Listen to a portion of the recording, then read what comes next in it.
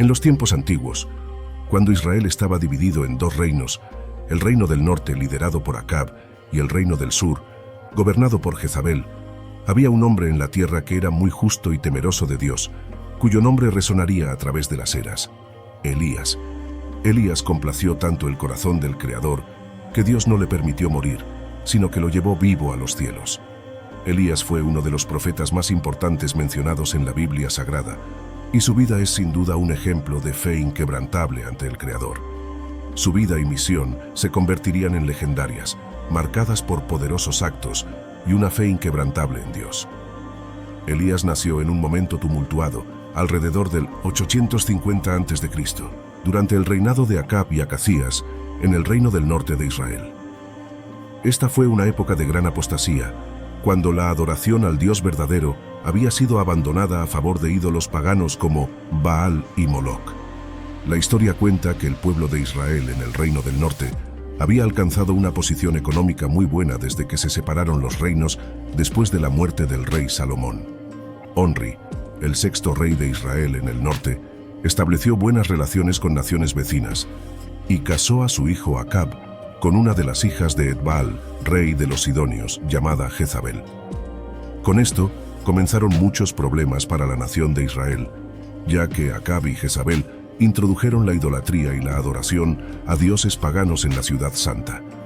Israel comenzó a adorar a falsos dioses como Baal, el principal dios de los fenicios y cartagineses, y también a Moloc, un dios de los amonitas, que era ampliamente conocido como un demonio.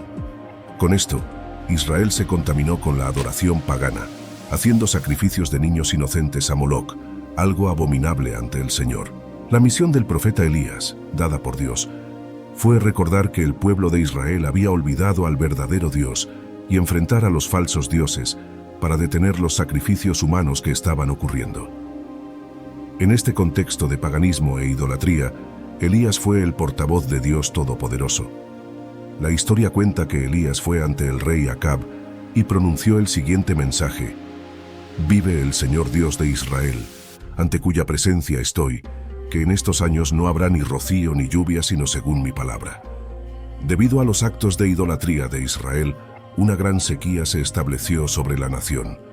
Esta sequía fue un desafío directo al falso dios Baal, ya que Baal era considerado el dios de la vida y la fertilidad, lo que demostraba que Baal no era más que una gran mentira. Después de pronunciar la gran sequía, Dios instruyó a Elías a esconderse en una tierra cerca del arroyo de Kerit. Allí, Elías fue alimentado por Dios con agua del arroyo, y milagrosamente el Señor enviaba pan y carne a través de cuervos. Sin embargo, debido a la sequía, el arroyo se secó, y Dios instruyó a Elías a visitar la casa de una viuda en la ciudad de Sarepta. Israel estaba al borde de perderse en un mar de idolatría, y es importante recordar que en este periodo, el pueblo de Israel estaba dividido en dos reinos: Judá, el reino del sur con capital en Jerusalén, e Israel, el reino del norte con capital en Samaria. Cuando Elías llegó a la casa de la viuda, se encontró con un lugar de gran pobreza. La viuda estaba recogiendo leña, y cuando el profeta Elías la vio, le pidió un poco de agua, y luego le pidió un poco de pan. Sin embargo, la viuda respondió: «Juro por tu Dios vivo que no tengo más pan. Solo tengo un puñado de harina en un tazón y un poco de aceite en un frasco. Estoy recogiendo leña para cocinar algo para mí y mi hijo. Comeremos y luego moriremos de hambre». «No te preocupes», dijo Elías. «Prepara tu comida, pero primero hazme un pequeño pan con la harina que tienes y tráemelo. Luego, prepara el resto para ti y tu hijo, porque así dice el Señor Dios de Israel: la harina de tu tazón no se agotará ni faltará el aceite de tu frasco hasta el día en que el Señor haga llover sobre la tierra». Con esto, el milagro ocurrió. La harina se multiplicó y el aceite rebosó, y tuvieron suficiente comida para resistir la sequía que asolaba a Israel. Un día, el hijo de la viuda enfermó y finalmente murió. La viuda, angustiada, cuando vio al profeta, se indignó. Había asociado la muerte de su hijo con la presencia de Elías y le dijo: «¿Qué tengo que ver contigo, hombre de Dios? Has venido aquí para que Dios recuerde mis pecados y provoque la muerte de mi hijo». Elías le respondió: «Dame a tu hijo». Llevando al niño a la parte superior de la casa, Elías invocó la palabra del Señor y clamó en voz alta: Entonces, el niño fue resucitado y devuelto a su madre. La viuda, llena de alegría, dijo: «Ahora sé que tú eres un hombre de Dios y que Dios realmente habla a través de tu boca». La historia cuenta que Obadías, un oficial del reino, intermedió un encuentro entre el profeta Elías y el rey Acab, después de 3 años de gran sequía sobre Israel.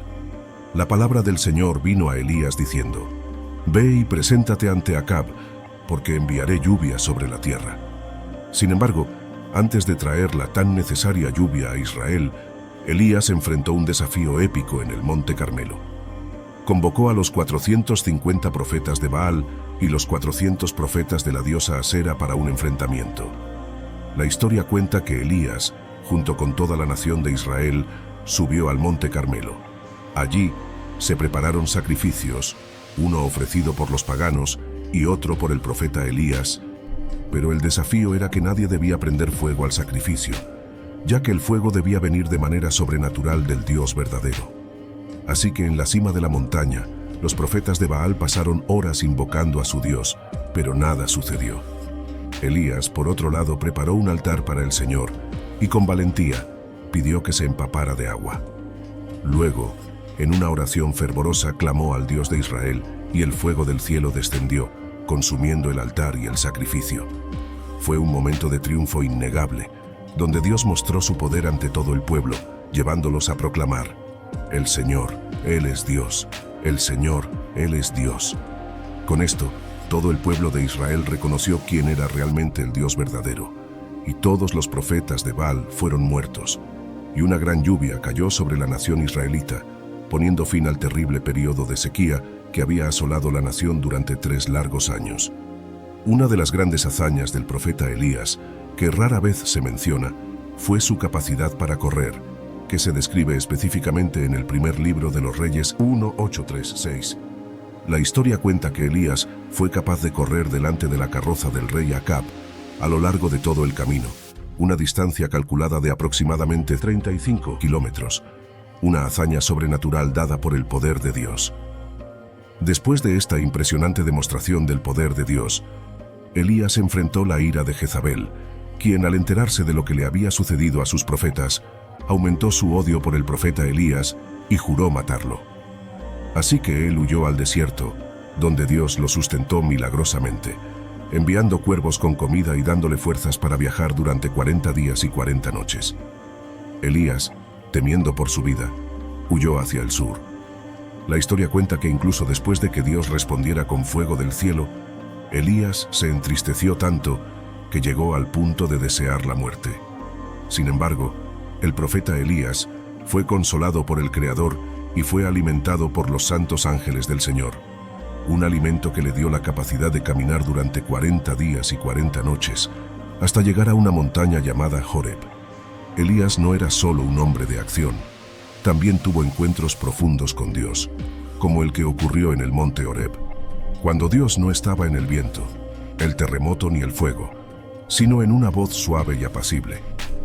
Fue en este encuentro que Dios le dio instrucciones para ungir a Hazael como rey de Siria, a Jehú como rey de Israel y a Eliseo como su sucesor. La historia cuenta que Jezabel conspiró contra un siervo del Señor llamado Nabot, quien se negó a vender su viña al rey Acab. Jezabel se involucró en el asunto y conspiró contra la vida de Nabot, quien fue apedreado y murió. Elías, al enterarse de lo sucedido, profetizó contra Acab y Jezabel. A Acab le dijo: «En el lugar donde los perros lamieron la sangre de Nabot, los perros también lamerán tu propia sangre, y a Jezabel los perros comerán tu carne. Tus restos serán esparcidos como estiércol en el campo, de modo que nadie pueda decir: esta es Jezabel». Acab se arrepintió y se humilló ante el Creador, y el Señor pospuso la destrucción de su dinastía por una generación. Pero a pesar de esto, según las profecías, Acab y Jezabel tuvieron muertes deshonrosas.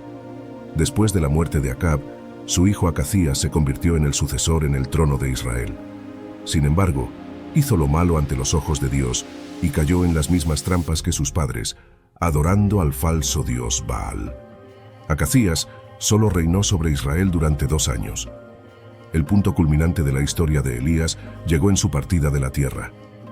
Caminando con su discípulo Eliseo, llegaron al río Jordán. Elías golpeó las aguas con su capa, y éstas se dividieron, permitiéndoles cruzar a pie en tierra seca sin mojarse. Allí, Elías fue arrebatado repentinamente al cielo en un torbellino de fuego, dejando solo su capa detrás.